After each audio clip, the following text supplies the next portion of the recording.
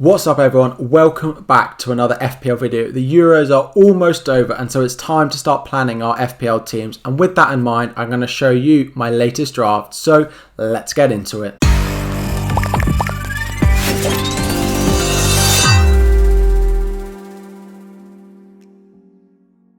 So welcome back to another video everyone. As I said, we're going to have a look at my latest Game Week 1 draft. So I did this a few weeks ago, straight after the prices and the game launched, and now I've had more time to think on it, more time to develop who I think I want, look at the fixtures a bit more. So we're going to go through who is in my latest team. We'll start off with the players who have remained from my first draft, and then we'll look at the transfers and changes I have made going into this team compared to what I have before. So let's start off in goal, and at the moment we still have Sanchez and Foster as my two goalkeepers. So Foster with Watford, there's a chance that he gets some minutes, but he's my 4.0 goalkeeper and he partners Sanchez from Brighton. So I really like Sanchez, as I'm sure you've heard me mention, if not someone else. At 4.5, I think he's an absolute steal. They have a great start to the season as well. So Burnley, Watford, Everton, Brentford and Crystal Palace all in the first six, with only Leicester being the potential difficult fixture for Sanchez in there. And we know last season that Brighton were great defensively, whether it was we had Lamptey in there, whether we had Dunk in defence, whether we had Veltman. There were lots of defenders that we owned at different times, and Sanchez coming in at just 4.5 with that clean sheet potential, but with the potential to make saves as well, means Sanchez for me is the best 4.5 goalkeeper to own, and he has the best fixtures out of any of the 4.5 goalkeepers that we have. So if I go with a 4.5, I think I will. I don't plan on changing Sanchez between now and the start of the season. They have a great run of fixtures. They're really good defensively, so I think these two are likely to remain. I may change my backup depending on what happens, but for now I don't see these two changing. Into the defence, we have Luke Shaw, who comes in at 5.5 million. Now, I did consider changing him because if England go far in the Euros, for example, as they are, then we don't know how long he'll be out for, whether he'll be back for Game Week 1. However, looking at the gap between all the rounds and the start of the season, I do think Luke Shaw will be back in time for Game Week 1, and he's been so good so far that I just can't take him out of my team. I did take him out briefly when we had the news that Nuno was going to Tottenham, and I thought maybe if they're going to play at 5 at the back, someone like Doherty or Reguilon as the two wing backs at just 5.0 could be really nice options. I am considering those two. However, Tottenham do play Man City on the opening day of the season, and Man U have a really nice opening start to the season with Leeds, Southampton, Wolves and Newcastle as their first four. So if Shaw's starting, there's not going to be the Champions League rotation that we've seen, so 5.5 for Shaw I think is an absolutely brilliant price.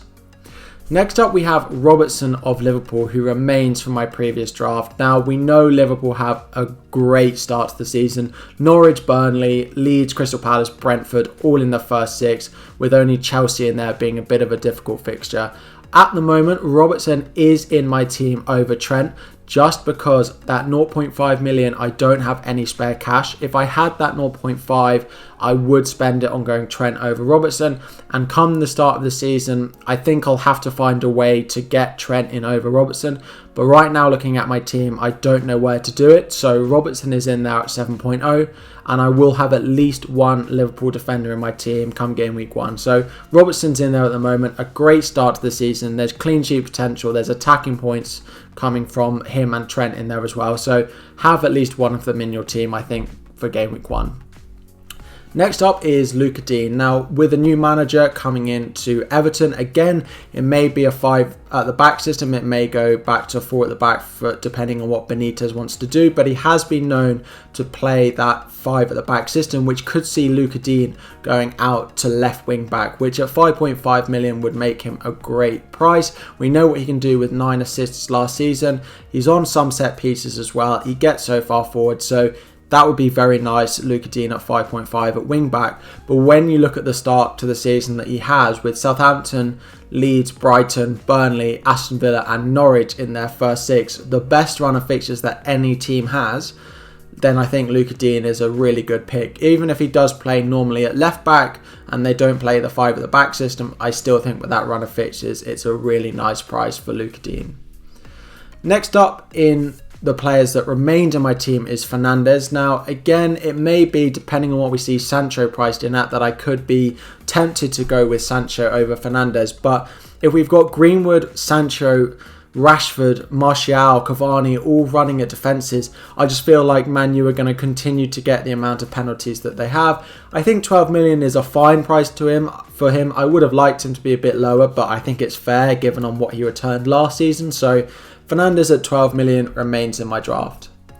Next up is Salah. I don't think we need to talk particularly much about Salah. 12.5 million, a great opening run to the season, and he will likely be my captain for the majority of the first 6 games, with Norwich, Burnley, Leeds, Crystal Palace and Brentford as their first 6 games. I expect Salah, now that we know he's not going to be going to the Olympics, I expect him to start really well. That's a great start to the season on penalties, the most attacking player and the biggest goal threat in that Liverpool team. So Salah 12.5 is going nowhere.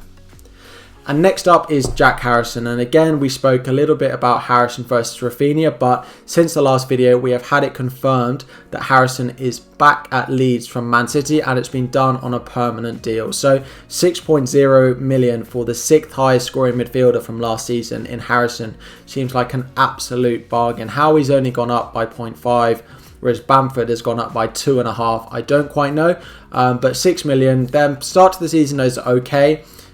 They start with Man U on the first day of the season, but then it's Everton, Burnley, and then they have Newcastle a game later. So it's okay. We know Leeds can score against anyone. Harrison at 6 million. I could potentially rotate him out with some of the new players that I've strengthened my bench with in some of those more difficult game weeks, but 6 million, I can't turn down Harrison.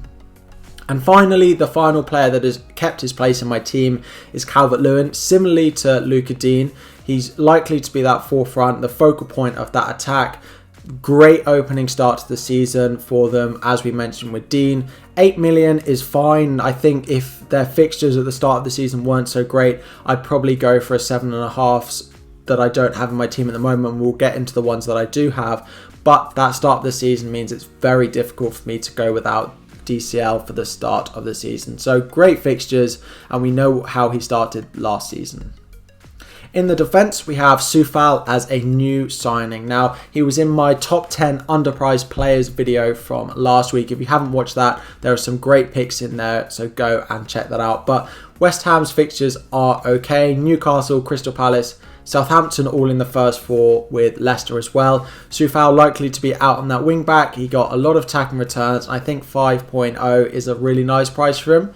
If I do need to free up some funds, it may be Soufal down to a 4.5 defender is the way I go. But at the moment, I really like Soufal. I owned him a lot at last season, and I really like his price again at just 5 million.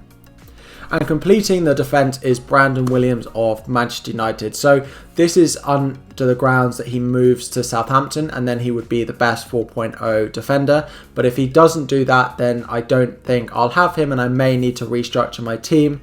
But this is going off that we hope that he will move and get a loan move to Southampton this season, because they don't have a left back and he's not going to be playing much at Manchester United. So 4.0, he would sit very low on my bench. Southampton have a difficult start to the season with Everton, Man U, Newcastle, West Ham, Man City as their opening 5, but a 4.0 defender, if he's going to start, you can't really turn that down. Into the midfield, we've gone with Buendia. So this is one of the changes that we've made. Buendia has come in. I did have Watkins before of Aston Villa, but Buendia has now replaced him. Buendia in the Norwich kit there, but of course has signed for Aston Villa since the end of last season. So 6.5 million. If Grealish stays or if Grealish goes, I still think this will be a great price.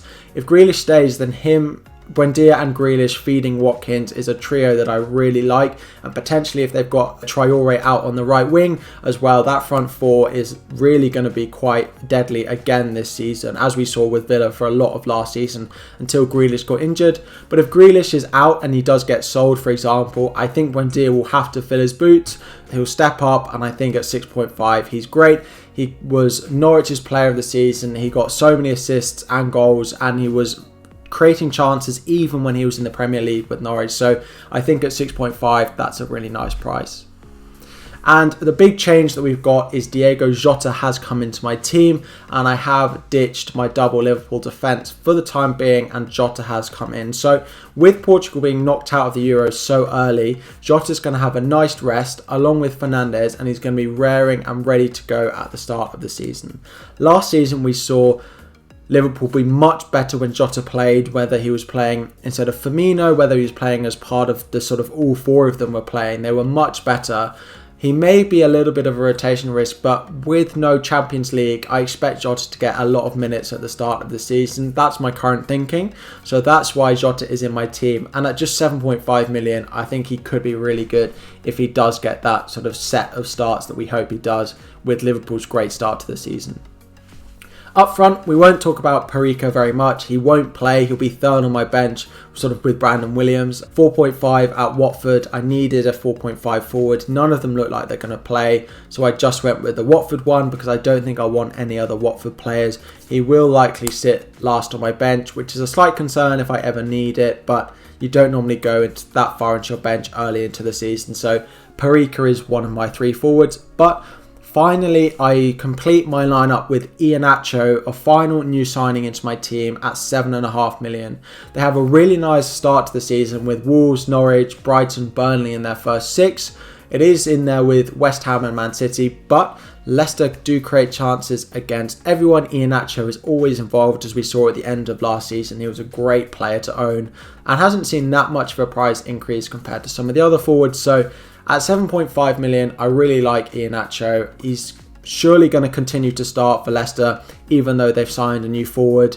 I think Iheanacho will play up front in a sort of 2 up front with Vardy still, and Daka will come in and when he's needed. So 7.5 million for Iheanacho, I really like, and he's in my Game Week 1 draft.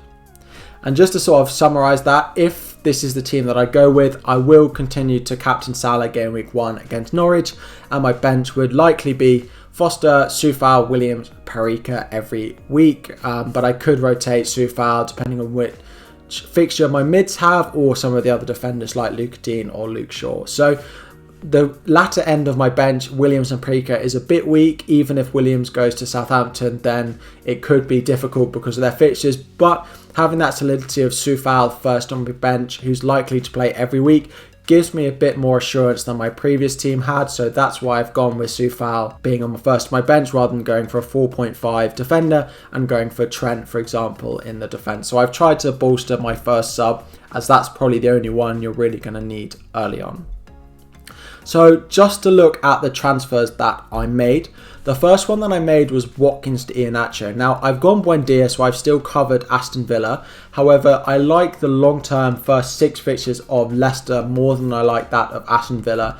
Aston Villa's first 3 are really nice, but then they play Chelsea, Everton and Man U in their next 3, which is a lot more difficult. So I've gone with Iheanacho. They're the same price. I could go back. I probably only want one Aston Villa player starting the season, and I think Buendia to another 6.5 mid is easier to do than trying to do Watkins to a different forward, for example, when those fixtures change.